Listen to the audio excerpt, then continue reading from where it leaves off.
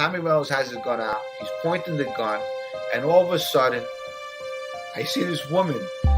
They say it's on every single station. They're saying that Daddy died.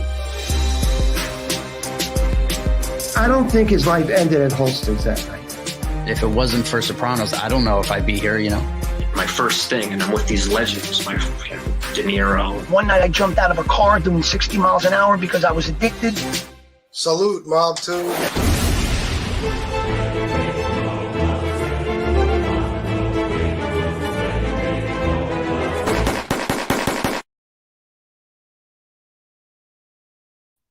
Salute, MobTube. I hope everybody is doing well today. So as you guys know, I'm having a very special guest on tonight. I couldn't be more excited about this. This is a couple of months in the making here. And, I couldn't be happier about who my guest is today. So for any of you who know, he was the star of Centigrade. He was one of the stars of Jersey Boys. He was in The Sopranos, and he starred in one of my favorite movies, The Wannabe, along with many others. So everybody, please welcome Vincent Piazza. Piazza. I'm sorry, I just did it. You did it. You did it. You fell into the trap. I did. How's it going, man? Good. Listen, I know I said this before the interview, but I just wanted to thank you again. This is a great opportunity for me, and it seems like you don't do a lot of interviews, so this is rare, I think. Yeah, I mean, I haven't in quite some time. When I was busier a few years back, I was given more, but yeah, pandemic quiet things down a little bit. Understood. Well, I'd like to start from the beginning. Could you tell us a little bit about, where you grew up, your upbringing? Yeah, sure. I grew up in Maspeth, Queens, born and raised. Then I left for college, wanted to play hockey. So I went to play Villanova for a year, got banged up pretty good skating there, came back, figuring out what I wanted to do with my life, went into finance for a few years, found that wasn't kind of the direction I wanted to go into, and I stepped into acting and just fell in love with it, the process and the people and, kind of immersing myself in that work. Okay. Yeah, I'm actually from Glendale, so I thought you were from Middle Village, but. Well, it's right on the border. I mean, we're separated by Elliott Avenue, was the only real dividing line. But yeah, Maspeth, Middle Village, very close. All right. So can you tell us a little bit about, now you got started in acting through theater, right? Yeah. I, the one great thing about kind of going into the working world and getting a sense of, when you're in your early 20s, late teens, you're getting a sense of how competitive the world can be and, what you need to do. So it gave me a bit of a business head. So when I stepped into acting, I was like, look, if it were that easy, everyone would be doing it. So I realized that there's something that, a real craft that needs to be learned. And luckily, through a series of coincidences, I met my acting coach, who I worked with for about 20 years. And she said, look, if you want to be in this for the long haul, if you really love doing what you're doing, then you need to learn the classics. You need to get on stage. And that was how I came up. And a lot of my early work was just like hustling. No one would see non-union, uncredited actors. So I was just papering. I was getting backstage and I was cutting out the things that I thought I was right for, and then just doing mailings, sliding stuff under doors, kind of burning out the subway all over the city, trying to just, make inroads. And then, you start building credits, you start doing these kind of off Broadway shows and staged readings and all the while, I'm developing the way of working through scene study. With my coach, getting up and working in front of people, which is a hard thing to kind of shed all that anxiety. Yeah. Well, I a lot of the people I've interviewed, they were noticed, they were recognized. Like Robert Eiler, they were seen and they thought seen, and he was, they thought right off the bat he could play Tony's son in The Sopranos. People like that. But it sounds like you didn't have it that way. You had a little bit more of a struggle. Oh, I mean, everyone has their struggle. I can't say whether it was more or less than anyone, but it was definitely a struggle, and it's still a struggle. Like that's, I guess, the one big thing that maybe it existed at a certain point in time when you reach a certain strata of the business that you feel like, okay, now things will start to come to me. You've proven through a body of work that you're reliable. You can be part of a story. You're easy to work with. That then it'll kind of beget work, but that's not really the case. The hustle never ends. You got to really keep pounding on the door. You have to really try and reinvent yourself as much as possible. So even till this day, I mean, we'll get to this a little bit later also, but I assume it's you're constantly auditioning and doing things like that to keep Oh yourself my God. working. Oh man, like the auditioning never stops. And you have to love it. It's like Stockholm syndrome. You have to fall in love with your kidnapper to get by, I guess. But yeah, it's like you just have to go in with a good spirit every time. No matter how many no's you get punched in the face with, you just got to keep going, That's pretty much what it is. Yeah, that's interesting to hear, because I think a lot of people kind of have the feeling like certain actors, it's just a matter of sitting at home and roles are handed to you. It's bullshit. But it's not man. that easy, huh? Bullshit. It's bullshit. I mean, even people that are like in the top of the business, like if you look at like what is considered A-list by today's standards, those guys are probably second or third picks for those roles because a competitor was who they really wanted. And, it comes down to so many variables that like, if you try and think about it, you will, or I would spiral into a deep depression and probably never leave my house. So you can't worry about that stuff. Yeah, I guess so. I guess not. Drive you crazy otherwise.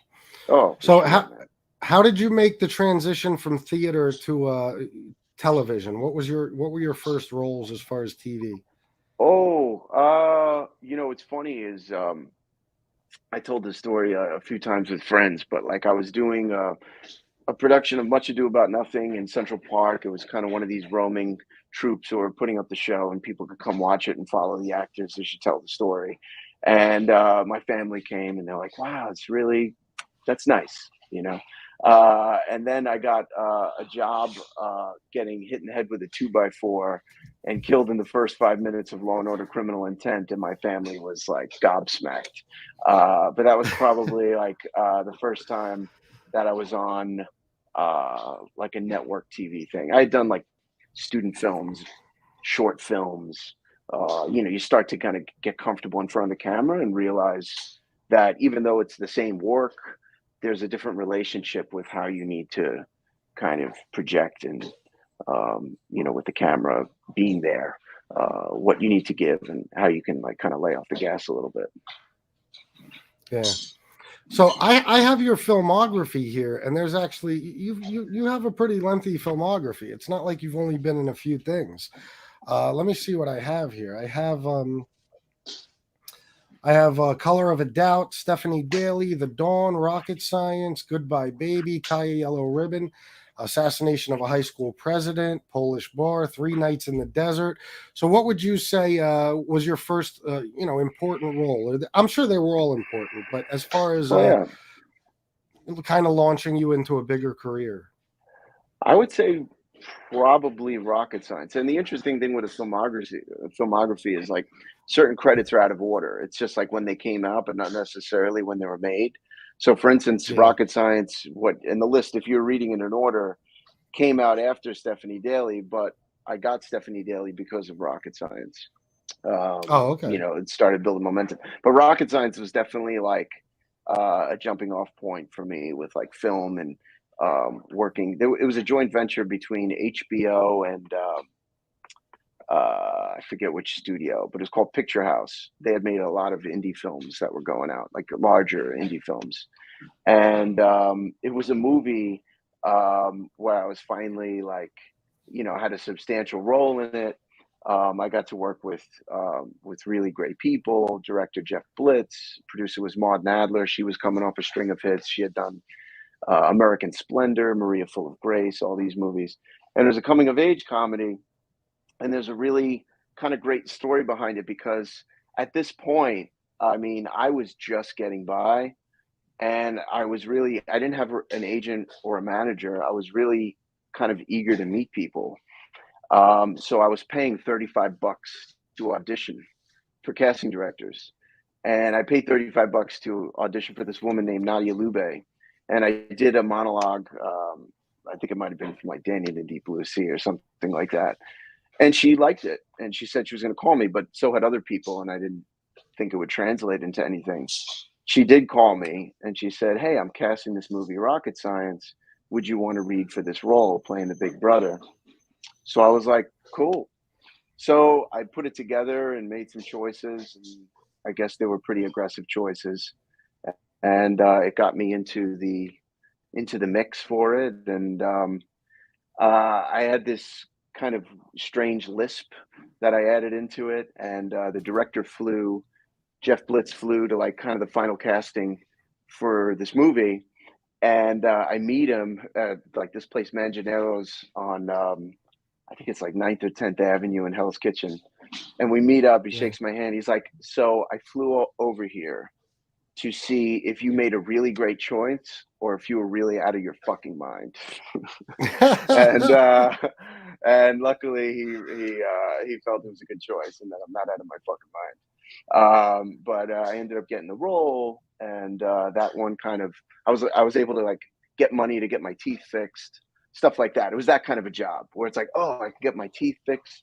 I can get health insurance. And I was part of this cool ensemble. It was Reese Thompson played my little brother. He was the lead. Anna Kendrick, Aaron Yu, Nick DeGusto, and Jeff Blitz was directing. And yeah, it was a blast. We shot that in Baltimore in like 2005. So that was a big jumping off movie for me. So that kind of made it a little bit easier as far as you being recognized and them knowing who you are finally, right? Well, yeah. I mean, it just got me an agent. It got me going. I mean, I got that role, then I got Stephanie Daly, and then what's interesting is Stephanie Daly premiered at Sundance, again, still with really no representation. Got me. Stephanie Daly got into Sundance, so I flew myself out there, and I met my agent, who I'm still with. Who met me at the screening of that. And then she, at that point she found out Rocket Science was in the can and being edited. So, and then, for the last, I guess, 16 years or so, I've been with the same agent. Oh, that's great. Yeah. That's great. So you had a lot of great roles throughout your acting career. Now there's obviously some that stand out. I don't know what you'd consider your biggest role. I'm assuming it would be Jersey Boys or Boardwalk Empire. Which one do you think would be the most significant? I have to say Boardwalk, because without Boardwalk, I wouldn't have got Jersey Boys. It's always like a series of connecting the dots. I think I got a little notoriety from Boardwalk that kind of led to getting Jersey Boys. And thank God, the patron saint of Terrence Winter, who allowed me to go and shoot Jersey Boys during the 4th season of Boardwalk. So he trimmed back my work in the 4th season just to get me to do it. So that was like a huge break to be able to kind of burn the candle at both ends for a season. I bet. I can't even imagine. I watched Jersey Boys for the first time yesterday. And I got to tell you, phenomenal movie. Phenomenal. Excellent. The cast, and your role, that's what one of the main things I wanted to ask you about today.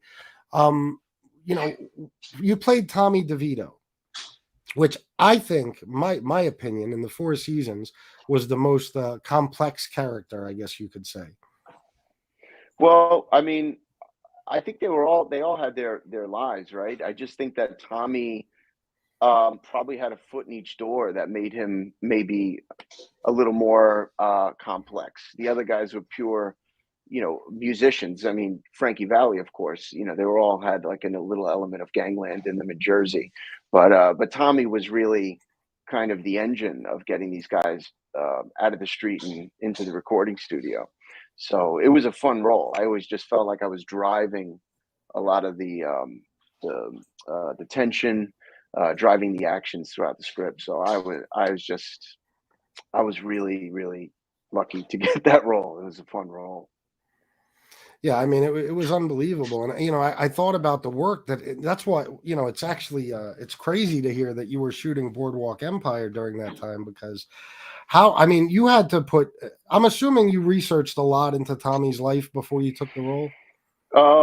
Yeah, I wish I could say that I had more time to. I went to see the musical. I got to read, some publicly available stuff. I didn't speak to Mr. DeVito when he was alive and before the production.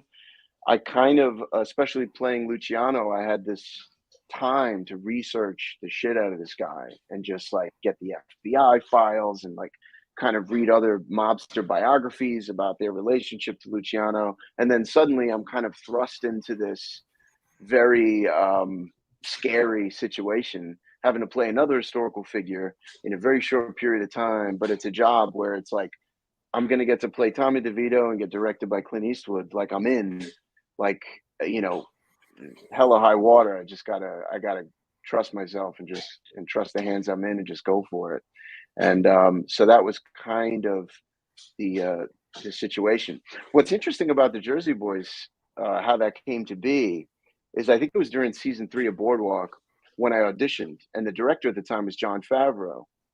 And I went in to meet Favreau. He was going away from the musical. He had a new script, or Warner Brothers had a new script written that was going to be a bit of a departure, more of a biopic. And I met him, and we hit it off. I sang a few bars of I forget which song, which I'm not a trained singer, but I was just trying to kind of like, squeak by. And that was enough. And I got a word from my agents, like, great news. You're going to play Tommy DeVito in the movie with Jon Favreau. And I was like, this is amazing. This is crazy. And it would have worked with the schedule when I wasn't shooting Boardwalk, only to find out several weeks later, it's like, yeah, forget it. The movie's off. And I was like, what do you mean? They're like, yeah, they put it in turnaround. They're not making it. There was some kind of issue with the studio. And I was like, wow, as quick as it came to me is as quick as it was taken away, which is pretty much the business. And so I just kind of put it aside for a while. Months later, while I'm shooting season 4, or maybe just about to start, my agent calls me. She's like, good news and bad news about Jersey Boys. What do you want to hear first? I said, the good news. And she goes, the good news is they're making the movie with Clint Eastwood directing. And I was like, that's fucking amazing. What's the bad news? She goes, the bad news is he wants only the guys from the musical. So you got to be a trained singer, dancer, and everything else. So I was like, all right, well, fine. So I made a tape, kind of pretty much doing the same thing I did in the first tape, sent it off, and then get a call several weeks later. It's like, you're playing Tommy DeVito. And I was like, you got to call him back. I don't sing, dance, or play the guitar. You got to let him know. I can't go there and make an asshole out of myself. So she called up Malpaso, which is the production company, Clint's production company, and was like, full disclosure. And they said, he's got 40 days. So just tell him to do the work. And I got a guitar coach, and I got they had to work on choreography, and I got a voice coach. And then plus that, the acting thing. That was 40 days to prepare, and then 40 days of shooting. And that was it. Yeah, that's what I was going to ask you that as well. I mean, it's a lot of work. It was a challenging role because of all that. I mean, were you a natural with the singing and dancing, or did it really take some? It took some doing. I mean, I got to say, like, I definitely I was happy. One of the things I never realized is that like singing was an Olympic sport back in like ancient Greece. So like if you're athletic, you got a puncher's chance at like, delivering and hitting notes. Now fitting in a 4-part harmony, that's a whole other monster, like trying to like hold a note, stay in a range. So I'm not going to pretend that I'm, that I could, it would be crazy of me to say, yeah, I learned to sing in 40 days. I learned to sing well enough to fake it on camera and then sing in a studio and carry the notes, probably with a little bumps from auto tune here and there. And Yeah. it made its way into the movie. Yeah, that's great. I was watching it yesterday, and first of all, I love the music. I was raised on that type of music, but I was thinking to myself, do you, when you're playing a role like that, do you almost begin to feel like when you guys were reenacting Ed Sullivan and American Bandstand, and you were doing the concert scenes and stuff?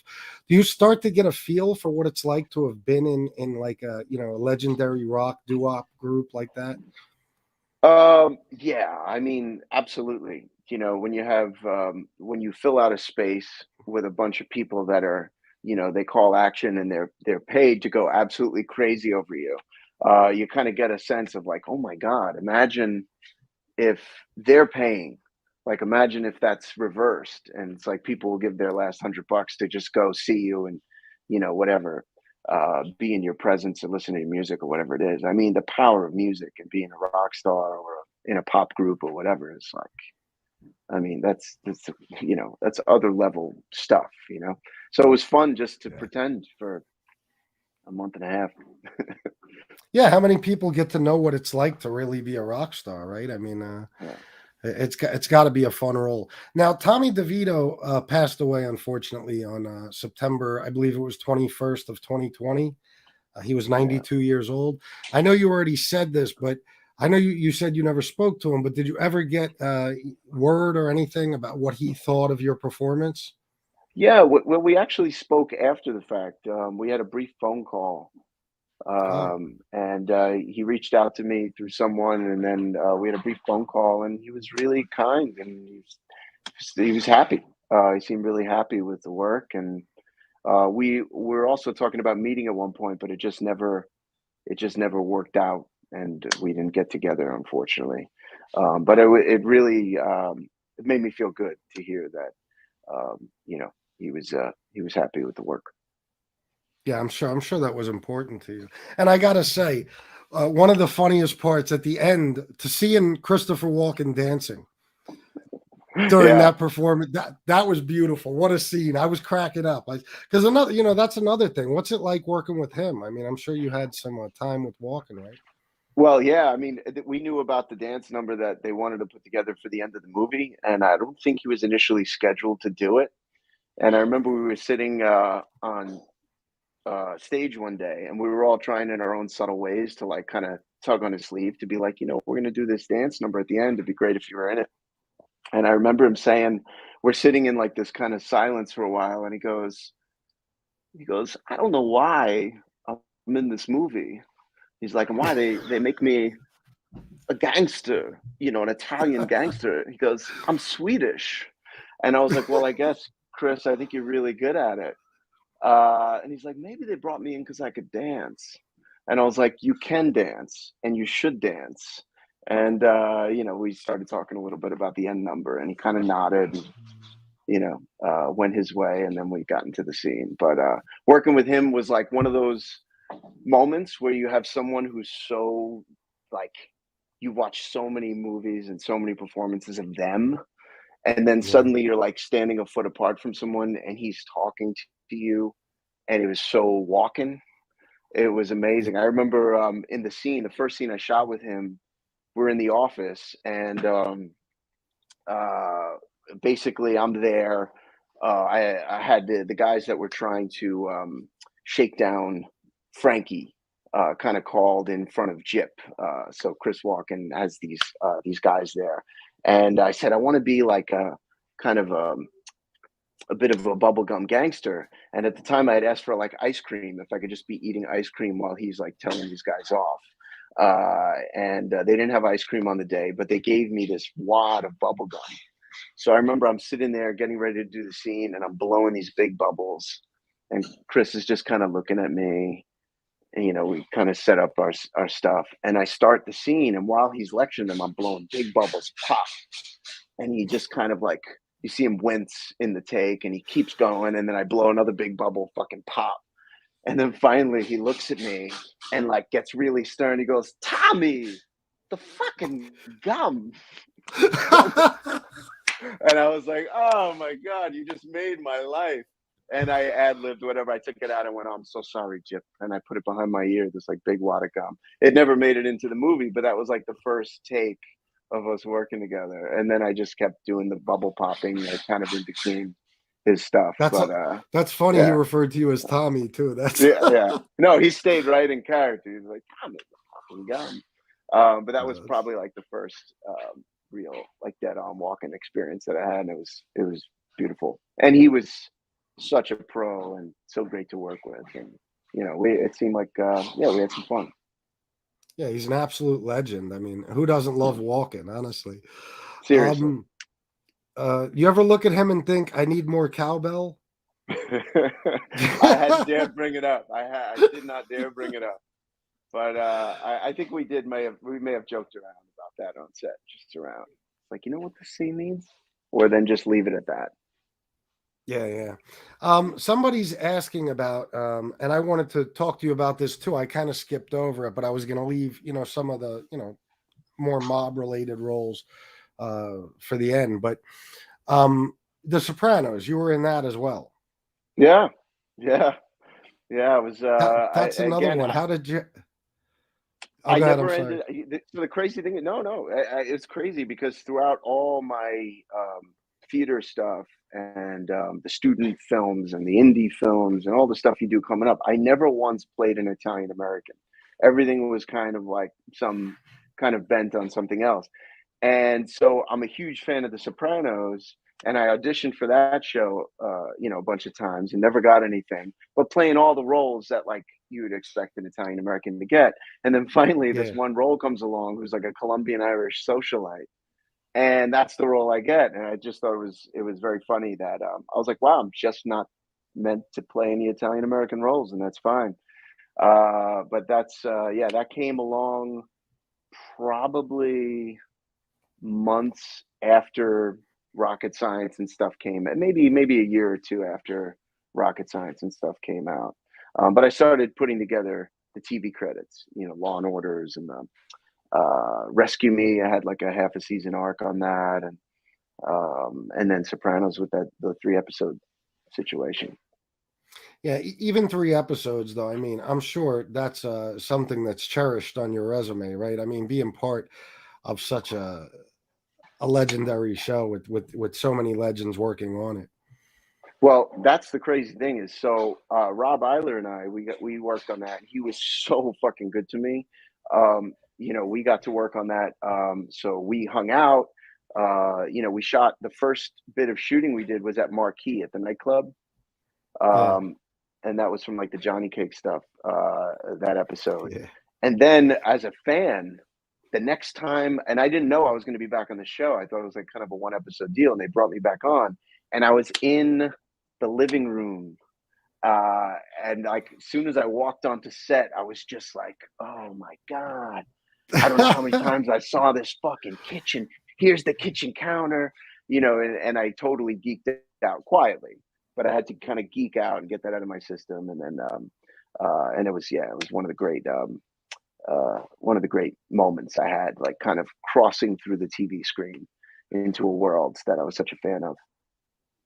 Yeah, it's got to be a trip. I mean, I couldn't even imagine. But then again, I kind of feel a little bit of what you're talking about just by doing these interviews. You guys, it's unbelievable for me, who is relatively a nobody, watching you do that brilliant performance on Jersey Boys, and now to be sitting here with you.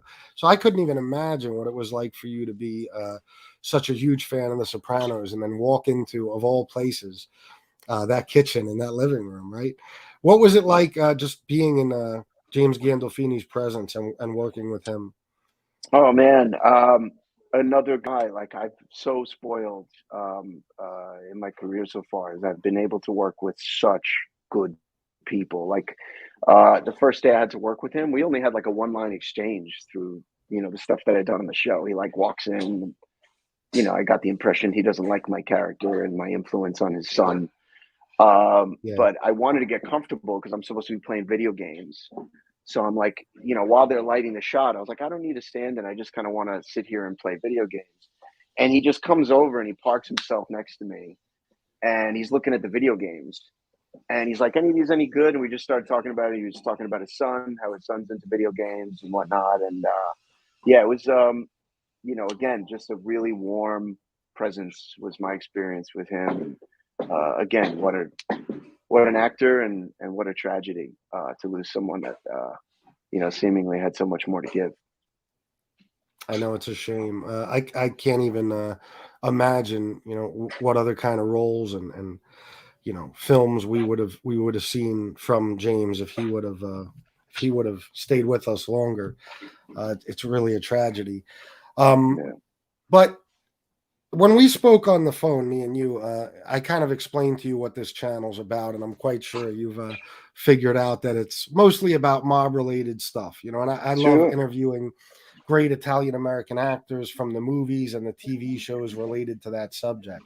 And I got to tell you, one of my favorite roles of yours was The Wannabe. Thank you. Was, yeah, basically, based on the lives of Thomas and Rosemary Uva. Yeah. And I thought that was another one where you were brilliant. And I'm assuming, that had to be a huge role for you as well, right? Well, what's interesting about that one is I kind of made my own lunch with that. And it's interesting that it all happened. It was like I had this hot 2-year period where I was just had all this momentum, with Boardwalk. But through the Boardwalk process, I was asked to do a reading. I think this might have been like season 1 of Boardwalk. And there was a script sent to me called The Wannabe.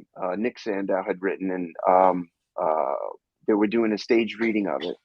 And they said they're going after an A-list actor to play Tommy, but would I be comfortable sitting in to read the script for investors and the producers of the project? And I said, sure, no problem. So I read it aloud, and Nick and I spoke at the reading, and he's like, you really know these guys. And, you grew up in Queens, you understand the world. I said, yeah. He's like, man, it's a shame. If I were directing, if I had my way, I'd love for you to do it. But, they have kind of bigger ambitions for the project. And I said, no problem. Through a series of coincidences, the first one being Nick gets cast on Boardwalk, and he's playing Waxy Gordon. So I see him on set, and I'm like, hey, man, great to see you again. How did it go with your movie? Did you ever get it made? He's like, no, man, I was a total bust. I'm getting the rights back, and I'll see what I'm going to do. I'm like, well, why don't we make it together? Like, why don't we, work something out? So he's like, yeah, let's talk about it. So we started meeting up. We were going through the script. We'd gone through a number of revisions, probably over like a year and a half, kind of turning it into a proper indie movie instead of like a $20-30 million budget. Try and get it down to like a $2 million budget, make it a little more psychological as opposed to like car chases and shoot 'em up scenes. And then through Patricia Arquette is rep by my agency, so wrote her a letter, sent her the script. She loved it. We spoke to work together on it, and that was like a huge home run for us. And then I brought it over to Marty Scorsese at one of the table reads, and I didn't bring it to him. I brought the idea to him. I said, I'm working on this little movie. It's an indie, but I just wanted to make you aware of it. Would you have time to read it? He's like, yeah, of course. Send it to my office. I'd love to read it. The next table read, he shows up. He's like, I read it. I love it. I want to come on as an executive producer and help you out. I was like, this is incredible. And then through my lawyer, he knew some investors, and then we started putting it all together. And what's crazy is, so Nick gets cast as Waxy. We start putting the project together. A year later, Patricia gets cast on Boardwalk by sheer coincidence. And we wanted like the mobster gangster to be more like, because it's a film about identity, is I wanted a real, Nick and I, we agreed that like a real Sicilian. So I was in love with this movie called The Golden Door, which if you haven't seen it, please watch this movie. It's the ultimate Sicilian kind of immigration story. It was in Cannes. It's just a fucking amazing movie. I've watched it over and over again. And the lead guy in that, I was like, man, that actor's just the real deal, like the pith and marrow of this guy from Sicily. And he's amazing. And he would be great if he could play it, but he's in Sicily. So I'm kind of, you know, speaking this way to my dialect coach on Boardwalk, and she goes, "Ah, Vincenzo, you mean Vincenzo Amato?" She goes, "He's a friend of mine. He lives in Brooklyn now." I said, "Are you kidding me? I got to meet this guy." So Nick and I meet Vincenzo for lunch. He reads the script. He's like, "I love it. It's perfect." So, and then months later, by coincidence, he's cast on Boardwalk. So we actually end up having a scene with me, Nick, Patricia, and Vincenzo on Boardwalk before we even shoot Wannabe, and we've all agreed to do the movie. So it was this kind of crazy kismet of like, can you all believe this? And it was a really nice feeling. And then I went off to shoot Jersey Boys, and I had 2 weeks to get ready to shoot Wannabe. So I ended up losing. I had to lose like 17 pounds in 2 weeks to get down to like weight that I felt was right for to play Tommy in that movie, Thomas, and that was like another big kind of thing to do. So anyway, it was like being on a very fast treadmill for that year. So you were busy, to say the least. You had a lot it going on. was a lot. It was So, a lot. so you had to turn around and put that weight right back on then? Yeah. So what's interesting is I lost from Boardwalk. I was like, I hate the numbers. I was at a certain weight for Boardwalk, went down a little bit for Jersey Boys, and then I had 2 weeks to get down. I got down to like 148, where it was like my back ribs were showing. I just wanted to be kind of slight, that I felt like this guy's aspirations of being in the mafia is even reduced by his physical strength and also having a crack addiction, you know, just like to make it the most unlikely of guys who would want to be in the mob. So I wanted to make him incredibly slight. So we did that. And then I had some time, which I thoroughly enjoyed, just eating my face off to get ready for season 5 of Boardwalk. But I had months to get the weight back on, which was a pleasure. You know, I've never been in a situation where I was trying to put weight on, but I would assume it's pretty enjoyable. I could think of all kinds of things I would eat.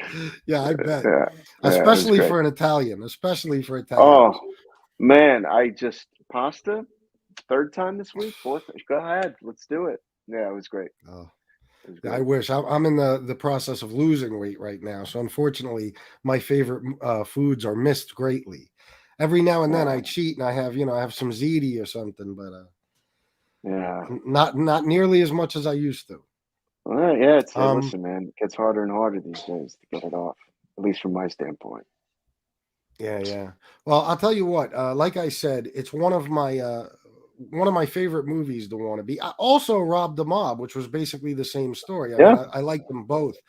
But for anybody who hasn't seen The Wannabe, I'm sure most of my audience knows the story of Thomas and Rosemary Uva, but definitely check that out.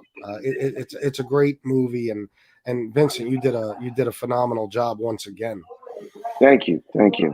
Yeah, it was that was a kind of a harrowing story, and yeah, there was a lot of love that went into that, and Patricia was a dream to work with, and you know she went for it and went there, and yeah, it was really kind of a special story, especially growing up in Queens and being vaguely familiar with the story. But we wanted to take some poetic license with that couple, and you know, or adding in the Curtis Lewa stuff and things like that.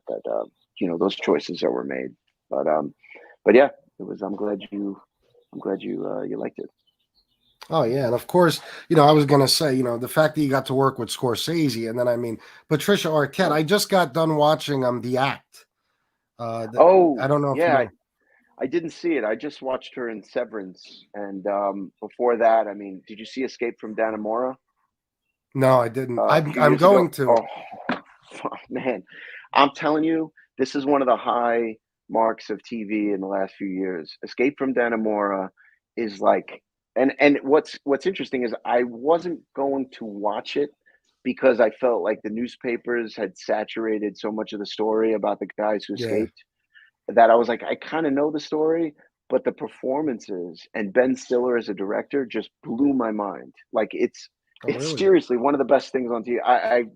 I can't recommend it enough. And wait till you see what she does with this character with Tilly in this story. I mean, she blew me away. It's really, really amazing work. All of it. Yeah, I'll watch that. Yeah, I've seen it. You know, I skipped through Amazon Prime and I've seen it. I was the same way as you. I was like, oh, what am I going to learn from this? But now that you told me that, I'll watch it. And yeah, Patricia, I mean, her performance in the act was unbelievable. I mean, that series by itself was amazing.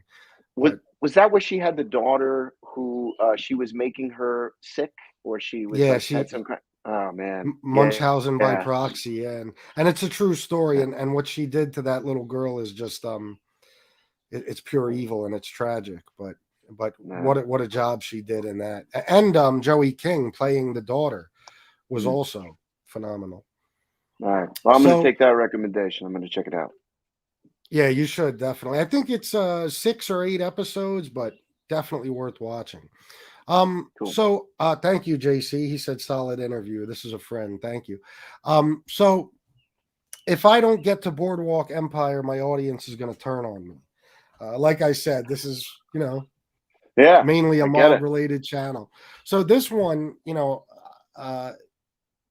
I can't even begin to put into words how impressed I was with your performance as Lucky Luciano. I mean, when I watched that, I can't imagine a better portrayal of him than that. And the first question that came to mind just over the last couple of days, rewatching some clips and stuff, is did you know how you were going to play that character walking into the audition? Like, did you automatically put the accent on and all that, or was that a work in progress? No, it's well, you're getting into the real guts of things now, because 2008, I was cast in an NBC pilot that was about a bunch of rookie cops called Blue Blood, not to be confused with Blue Bloods, which is another show.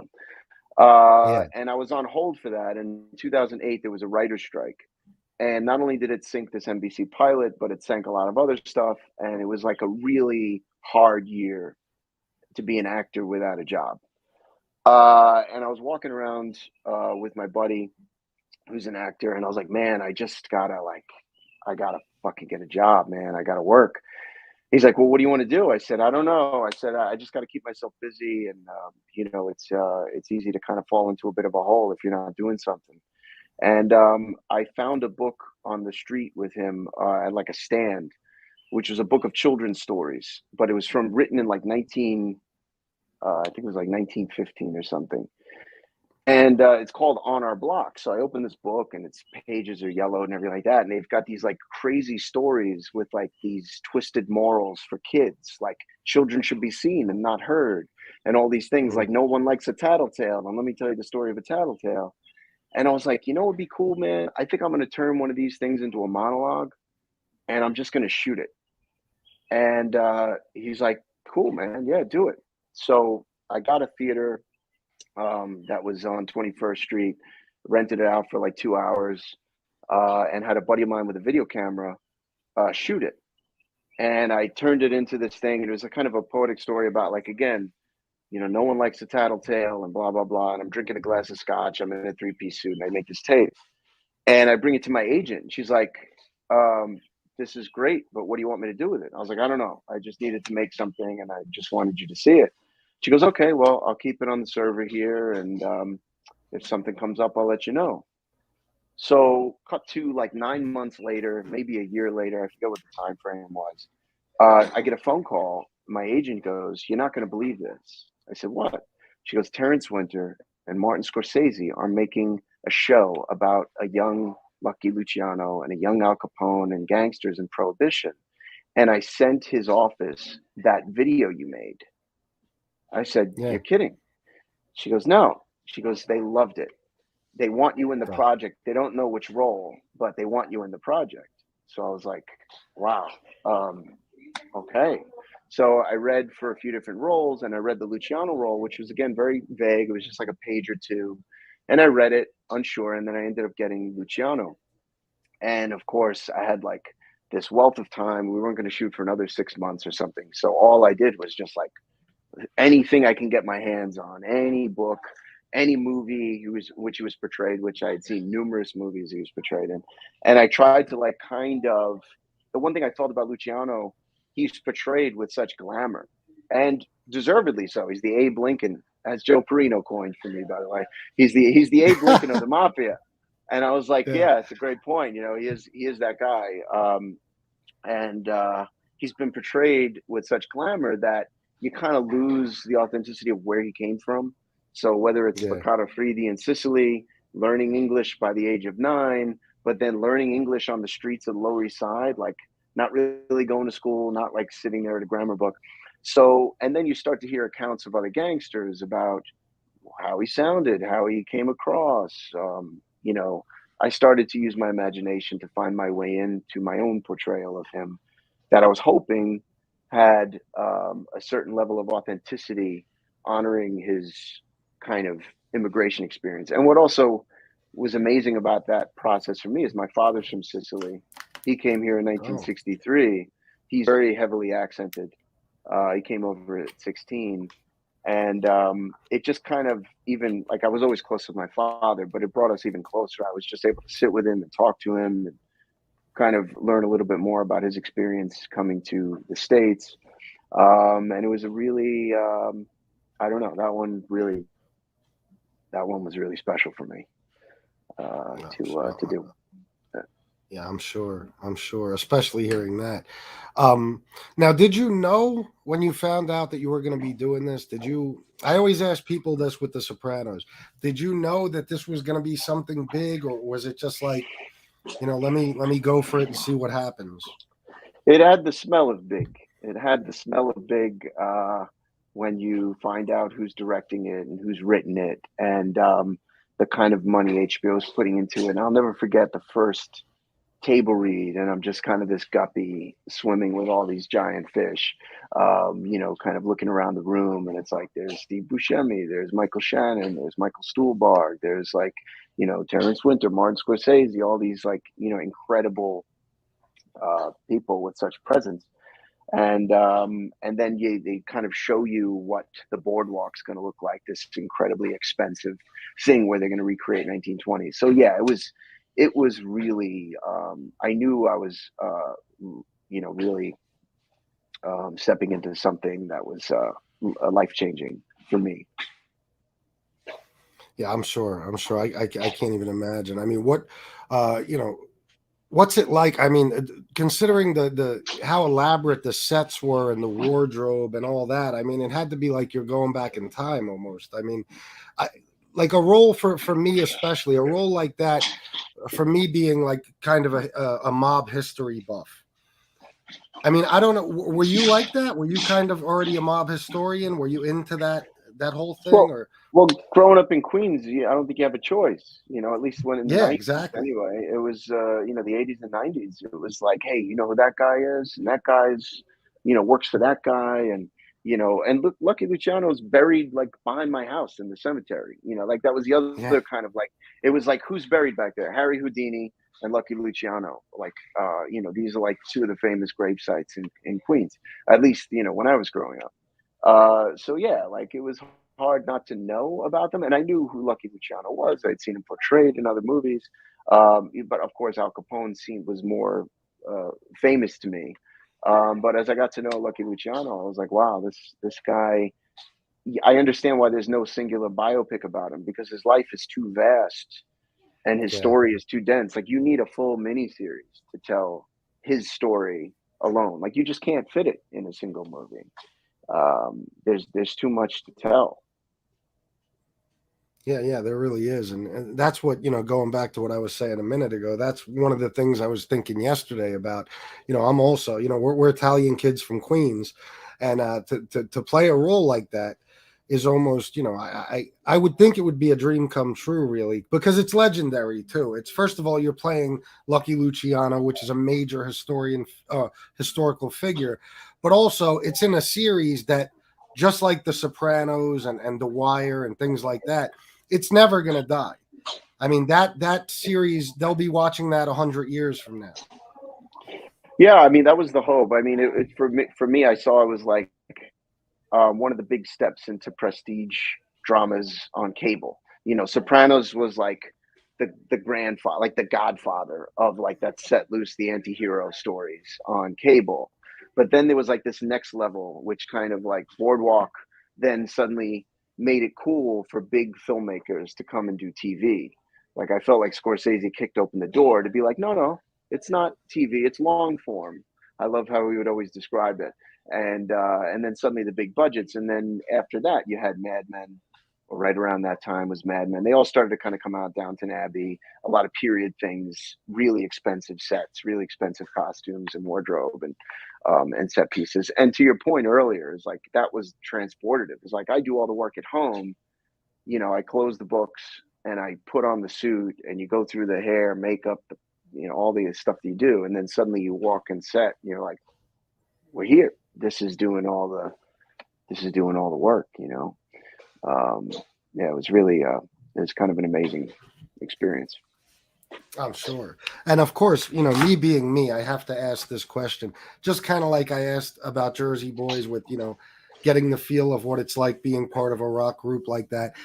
You guys ever just go out to dinner, like after a scene, like, you got like Luciano, Lansky, like Capone, sit at a table and think, who the fuck you are? Like, well, it was funny. I never had the balls to do that.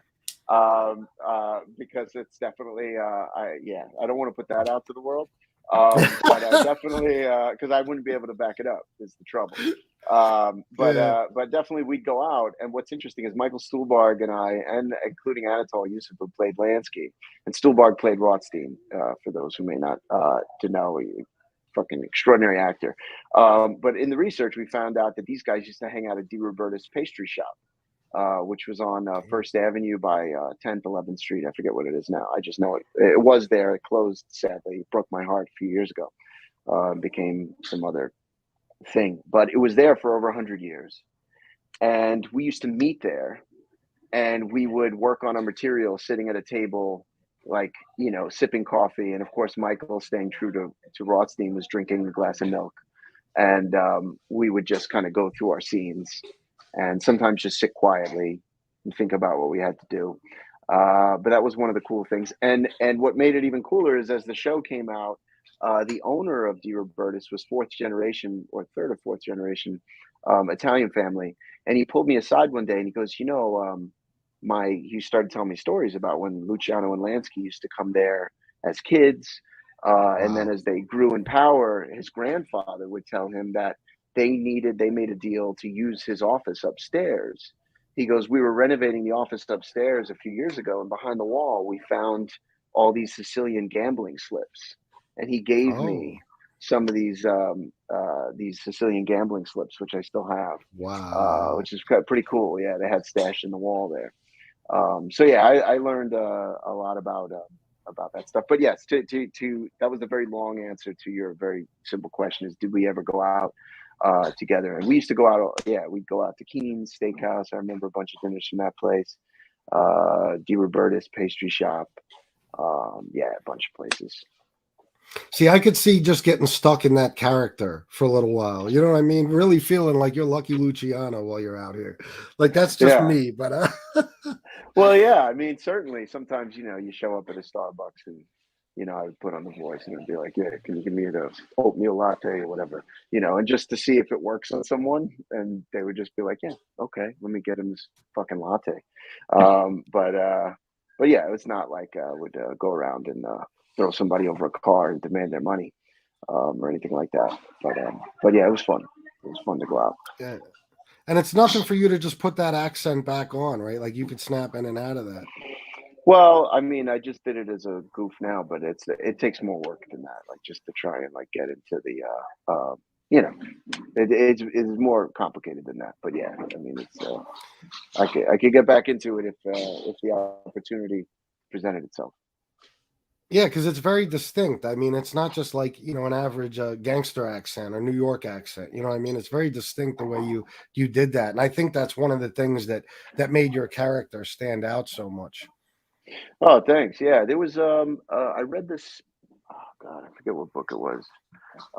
But there was a book about an accent called the Mulberry Bend, and that was kind of the stuff you'd hear like grandparents I don't know, growing up in Glendale, you probably recognize when, people start calling it Earl instead of oil or a Oh, bottle, absolutely. Yeah, all that stuff. absolutely. That's the Mulberry Bend. And you had a lot of like great vaudevillians, guys like Jackie Gleason and, Jimmy Durante and all these guys had the Mulberry Bend. It was like the World and all that stuff. So yeah, I kind of had to take the Mulberry Bend with a bit of a Sicilian American kind of thing and see you put them in a blender, and that's what I came up with.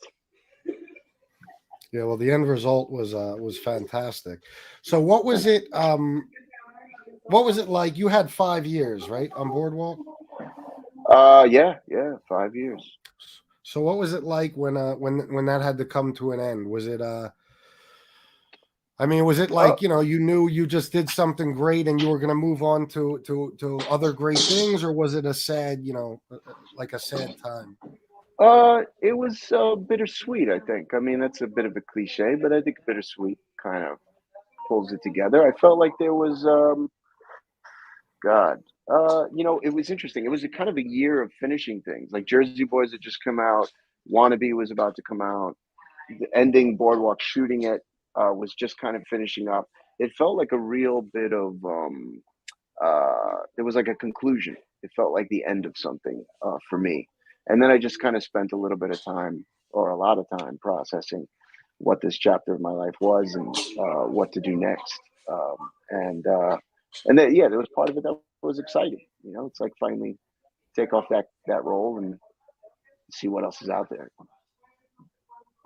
Yeah, and I'm sure you knew after a role like that you had a bright future ahead of you, because I believe you do. Thanks, man. Thank you, man. Thank you. Yeah. Yeah, man. I was lucky. I worked on a bunch of, fun films. I was trying to be a little more thoughtful about, like, start to see if I can pick and choose, go after roles that I want a little bit more.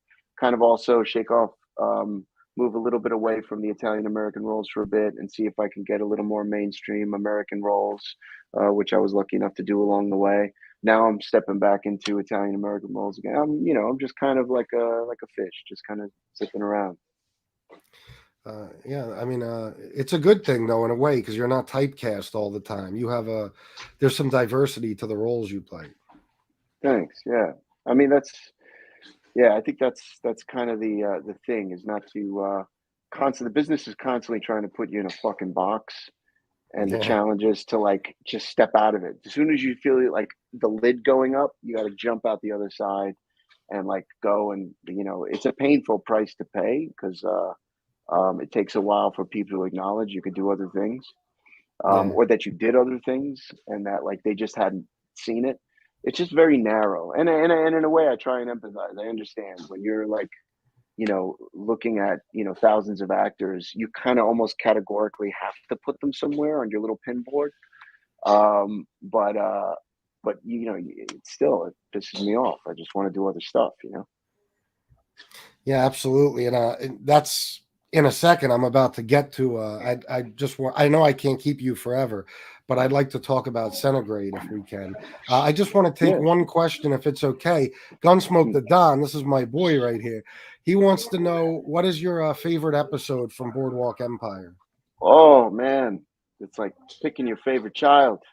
Um, Shit, Gunsmoke. Oh man, what was my favorite episode? I mean, This is. I don't think this is a cheap way out. You tell me. Anytime I got to shoot at John's restaurant on East 12th Street, which was like a big mob hangout where, like, Joe the Boss Masseria would, like, hold court, and I got to Yeah, work with Ivo Nandi, who played Joe the Boss. Those were some of my favorite scenes, because when we would walk onto that set, like, because the restaurant, if you haven't been to John's, it is the restaurant that's been there as it's been for 100 years, where these guys actually spent time and did business.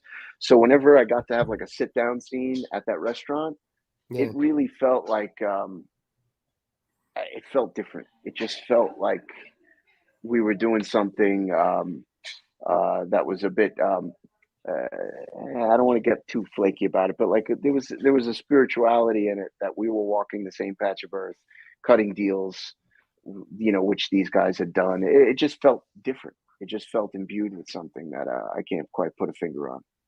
Yeah, it brings authenticity to it, right?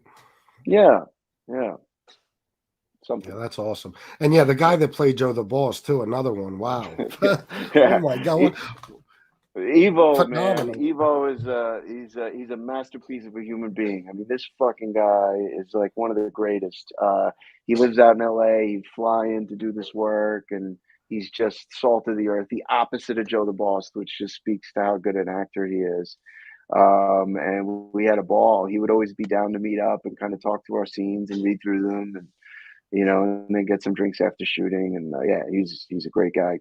Still a friend to this day. Oh, that's good. That's good anytime I talk to actors who, seem to meet other actors and keep long-term friendships, that's kind of awesome, I think, to be able to work together and then, have some sort of a relationship outside of that. Yeah. So Centigrade, if we Yeah. can get to that real quick. Sure. Listen, I watched that also yesterday. Okay, Oh, I had wow, actually man. started it before, and I didn't wind up You hated finishing it. it. I Just say no it. no Say no you hated it. You turned it off. no, believe it or not, I did not hate it. I'll tell you this: it was hard to watch. Okay, especially for me, the scene with the baby. With Yeah, the yeah. baby, and when the baby's in the bag and the baby's crying, it's hard to watch. Now, I think that was another amazing role of yours, and I want to get into how challenging that must have been. But I'm not going to lie to you. Before I realized that it was a true story, and it's a very sad thing, one thought that came to mind is, oh my God, this poor guy. Not only is he stuck in the car and he's helpless and he's freezing to death, but he's got to put up with his nagging wife just bitching at him the whole time. I'm not gonna lie to you, that I was like, oh, I felt for this guy. If I there was felt ever a for movie him. for the pandemic, just throw a couple in circumstances, trap them in a house or in a car, and let them go at each other. Yeah, man. I that was like probably since The Wannabe. That was another movie where I was like, I got to make this little movie. My friend Molly Connors, she's a producer. She has a company, Fyfin Pictures. She brought me the script and was like, I'm doing this little movie. There's really no money in it. It's all for love. Check out the story and see if you like it. And I met with Brendan Walsh, the director, and we just started kind of talking about how we can make this thing. And he had a vision that I thought was so cool. We only had 13 days to shoot the movie, which is like, Oh it's wow. stupid. Yeah, we had no time to make this movie. But the exciting thing about it is we could shoot it like a play because it all takes place in a car. So we could shoot it in the order of the movie. So his vision was he bought two 2002 Range Rovers that were identical, and he cut them different ways so he can move the camera through the car, and he Oh, parked okay. them into Uncle Louis G's ice cream freezer in Staten Island. And Really? there's this giant ice cream freezer that you can actually pull cars into, and it's completely temperature controlled to store the ice cream. And he was able to modulate the temperature of how cold we are, like how much breath he wanted in the scene. So we were really freezing our asses off, bundled up inside this car, and we shot for the 13 days. However, 12 days were inside the freezer, and we shot one day where the story took place in Norway. So we flew out to Oh, okay. Oslo, drove 4 hours north, and we shot in where a little bit of movie trivia is where they shot the planet Hoth in Empire Strikes Back. That's how much snow was in this part of Norway. So just so we can get the Wow. exteriors of her walking around with the baby and stuff, and to see the car trapped where it was, Yeah. sort of. So yeah, man, it's another harrowing movie, but as an actor, it was like a dream to develop that kind of relationship on screen with Genesis Rodriguez, who played my wife in it, and then we shot it in order. So they didn't have food, so it was like we were on a really specific diet of what we could eat. So that way, by the end of the movie, I have facial hair and I'm a lot thinner. Or she certainly lost so much weight in the process that it was like it was a really cool kind of acting experience. And the story is sadly sadly based on true events. Yeah, it really is a shame. I didn't know that at first when I watched it, but it is really sad that something like that can even take place. But that's why I assumed it was probably an important role to you, because watching it, you could see this man in true despair, and as a man, any man watching that would almost feel his pain, because he's got his pregnant wife and he's helpless. I Yeah. mean, the man always wants to be the protector, but you're in a situation where you can't do anything. The only thing you could do to protect is to offer your best advice. And it's like, just wait. Someone will find us. We're on the side of a road. Don't break the window. And that's a funny thing too, because I have friends and even my brother, we would talk about the experience. He'd be like, well, I love when people opine. It's like, I'd kick the fucking window out. And it's like, well, or I'd pop through the sunroof, and then get out that way. And it's like, yeah, but if there's that much snow on the ground and you're on a road, you're dead from hypothermia in a few hours because you're exposed to the elements.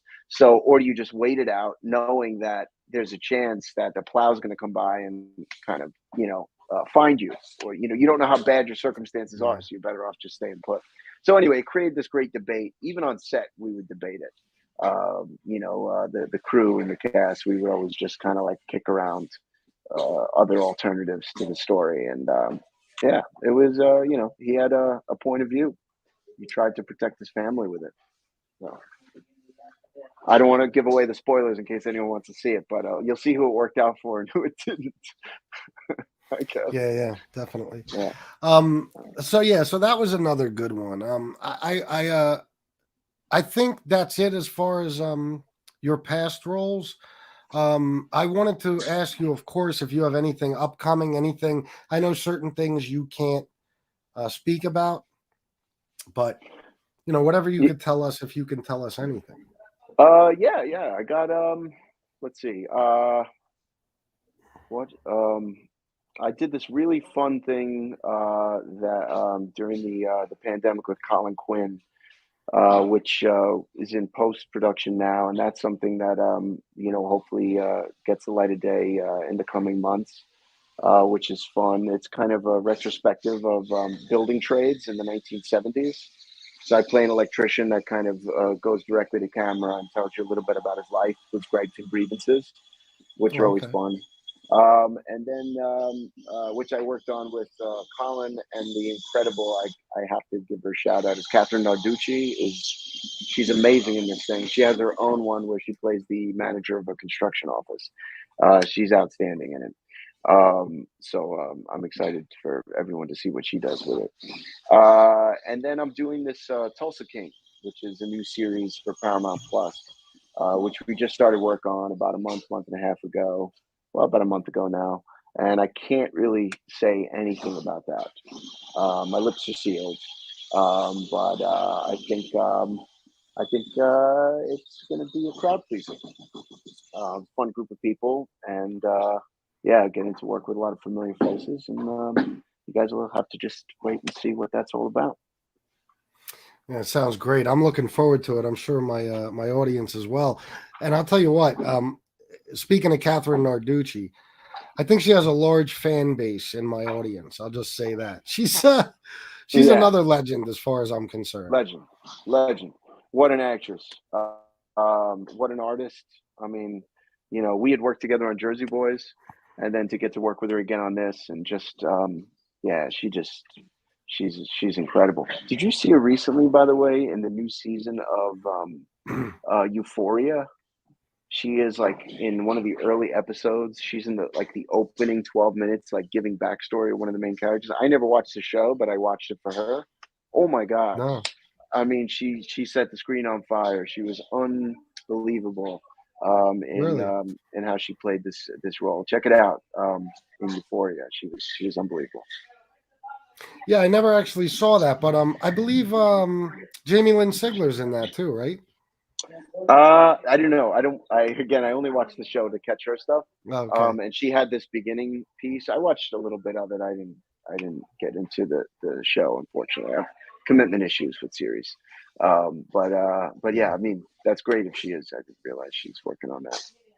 Yeah, I think Robert mentioned it. But yeah, I'll definitely I didn't know that. I'll definitely check out Catherine's part. I am a fan. Yeah. I'm a fan. Oh of man. You'll be a bigger fan after this, I promise. So Yeah, some yeah. I'm looking badass, forward to badass stuff seeing she it. was doing. Yeah. Yeah. Well, listen, I know I can't keep you on forever, and I had to, of course, in the beginning, in order to talk about, some of your more recent roles.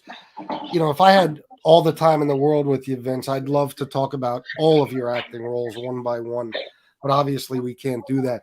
Is there anything I left out that you'd like to talk about? Any roles or anything? No, man, you brought me down memory lane. I appreciate it. It was nice to think about some of these things. But yeah, man, thanks so much for having me on, and yeah, it's a lot of fun, man. Oh, bro, you have no idea how much I appreciate this. I'm very grateful. Uh, you know, um, it couldn't have gone better as far as I'm concerned. And I just want to thank you again. And I want to say, I appreciate you being here. This No, this was a wonderful experience for me. anytime, man. Serious. And on the other side of Tulsa King, I'm happy to jump back on and talk about that if the show is of interest to you. It is very much about New York gangsters. Um, yeah, that's about as far as I can go with it. So there's a lot of New York Yeah, gangster presence. yeah, and yes, we have to keep in contact about that other thing too. Oh man, yes, yes. The other thing, that's going to Yeah, be the yeah, thing. to be continued. To be continued. Yeah, Yeah, I've for been sure. looking into that, and wow, looks interesting. One Yeah, favor I'll ask you. I'm going to get in right on, big man. trouble tonight if I don't ask. Can you just give my beautiful wife Shanna a shout out? Shauna, how do you say Shanna, it? yep. Shana, Shanna, Shana. yep. Your husband. I mean, come on, what a gem. Happy to send a shout out to you. I don't know what to say, but nice to meet you. That Sort of. that's that's more than enough, All right, Vince. Thank you so much. I would have gotten in big anytime. trouble otherwise. She's a fan of No. yours, and yeah, and she never watched Boardwalk, but she saw a clip I played her yesterday with you and Steve Buscemi, and she loves the movie Con Air, and she's a big Steve Buscemi Oh fan. yeah. So yeah. So Yeah. Yeah. she brought that up to me. But listen, Absolutely, man. again, yeah, I'll let you go. Thank you so much for this, Vince. I appreciate you. You're a great guy, and like I said, I hope we keep in contact and speak in the future. Yeah, man. Absolutely, man. Good luck with everything, and I'll talk to you soon. All right, thank you. Take care, man. Bye. Bye. Yep. Ah, excellent. I hope you guys enjoyed that. Vince, as you could tell, is a great guy, down to earth. Um, you know, just a legendary actor already, as far as I'm concerned. Roles like Jersey Boys and Boardwalk Empire and The Wannabe to me are they're going to live on forever. So I truly am grateful to Vincent for that, and I hope all you guys enjoyed it as much as I did. Let me take some quick comments. Mr. H, $5. Wow, Vincent Piazza, absolutely brilliant actor. Congrats, FBS. I'm working now, but I'll watch the whole thing back tonight. Thank you, Vince. Vince, Mr. H. Thank you for the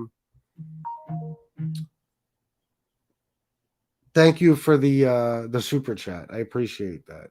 Thank you for putting that up, Miss Can't Be Wrong. Mikhail One says, great interview, FBS. Thank you. I hope I did well. Listen, I'm no seasoned interviewer. I do my best.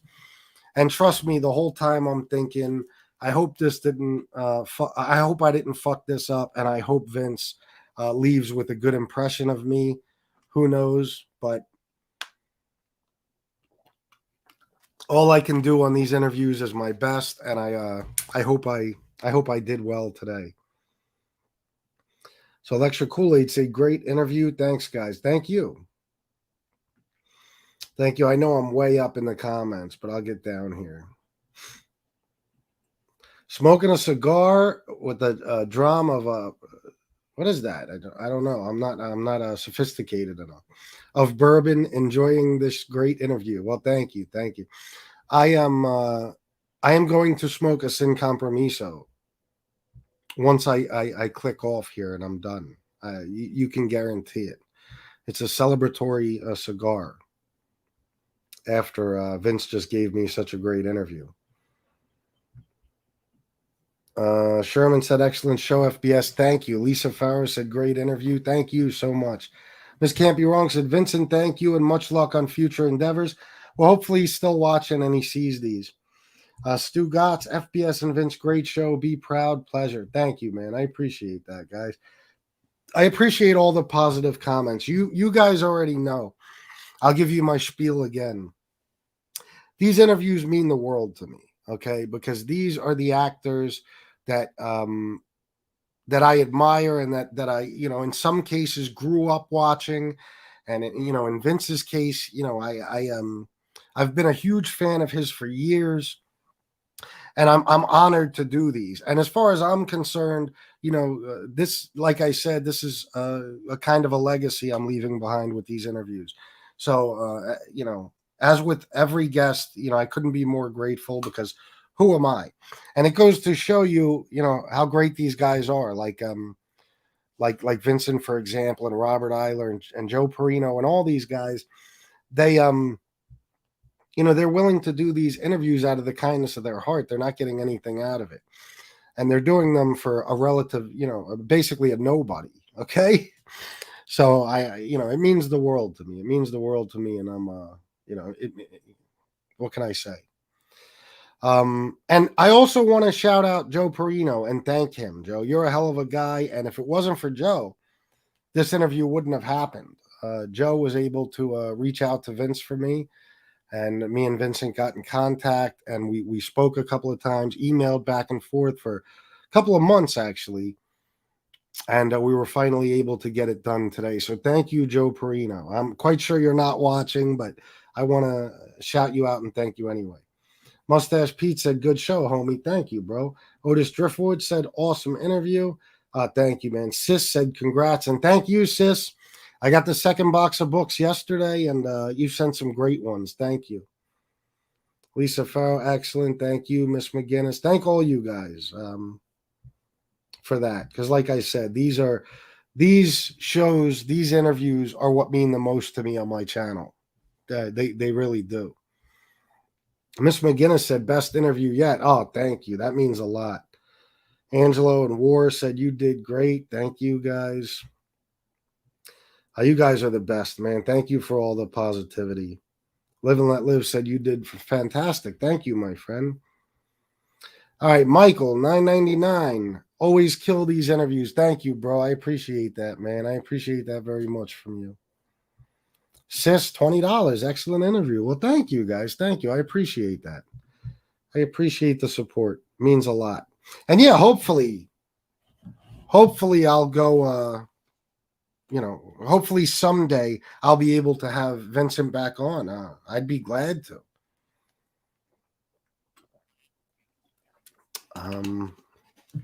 But we'll see. Who knows? Maybe in the future I will.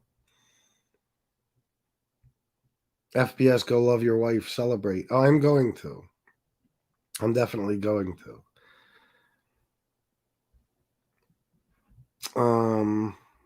Let's see what else we got. I'll take a few more comments and then I'm going to end this one before I do something to fuck it all up. Steve Cutler said FBS is a gem and a gentleman. Thank you, bro. That means a lot to me. Mob Entertainment Group said it's been a good week. Thank you, JC. And bro, you were spot on with some of your comments on Tony Soflo's show earlier, but we'll get that to another time. And I give you props, bro, for being one of the good people that stands up against what's going on and speaks out. So, I